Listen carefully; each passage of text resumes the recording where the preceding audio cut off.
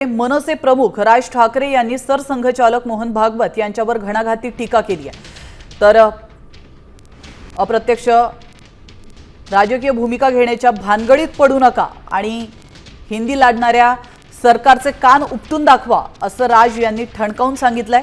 तुमच्या कार्यक्रमाला लोक मोदी सरकारच्या भीतीमुळे आलेत असा टोला लगावताच मराठी माणूस आणि अस्मिता हेच आमचं सर्वोच्च प्राधान्य असल्याचं त्यांनी स्पष्ट केलंय। तर राज ठाकरे नेमकं काय म्हणाले आहेत आपण पाहूयात। सरसंघचालक भागवतांनी भाषेबद्दल आंदोलन करणं हा एक आजार आहे अशा आशयाचं विधान केलं। त्या कार्यक्रमाला विविध क्षेत्रातील मान्यवरांना बोलावण्यात आलं होतं। ती सर्व मंडळी तुमच्या प्रेमाखातर नाही, ती मंडळी मोदी सरकारच्या भीतीमुळे आली होती, नाहीतर आजवर का कोणी या असल्या रट्टाळ प्रवचनांना आले नाहीत।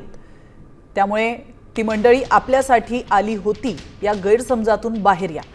गुजरातमध्ये यूपी बिहारच्या लोकांना पळवून लावलं तेव्हा तिकडे जात समतेचे धडे का दिले नाहीत?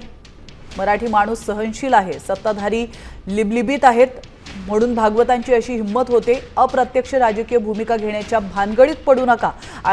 या आधी हिंदी लादणाऱ्या सरकारचे कान उपटा, नंतरच आम्हाला समरसतेच्या गोष्टी शिकवा। यात हिंदुत्व आणून ज्ञानामृत पाजू नका। 2014ला बीफ एक्सपोर्टमध्ये जो आपला देश 9व्या क्रमांकावर होता तो आज 2ऱ्या क्रमांकावर आलाय आणि आपल्या देशामध्ये गोहत्येचं राजकारण करून जो तमाशा सुरू आहे त्यातून माथी भडकवली जात आहेत। त्यावर तुम्ही कधी बोलणार? त्या व्यापाऱ्यांच्या विरोधात सरकारला खडे बोल कधी सुनावणार असा प्रश्न राज ठाकरे यांनी मोहन भागवत यांना विचारलेला आहे। आता यावर मोहन भागवत नेमका काय प्रतिक्रिया देतात, काय उत्तर देतात याकडे देखील आपलं लक्ष असणार आहे।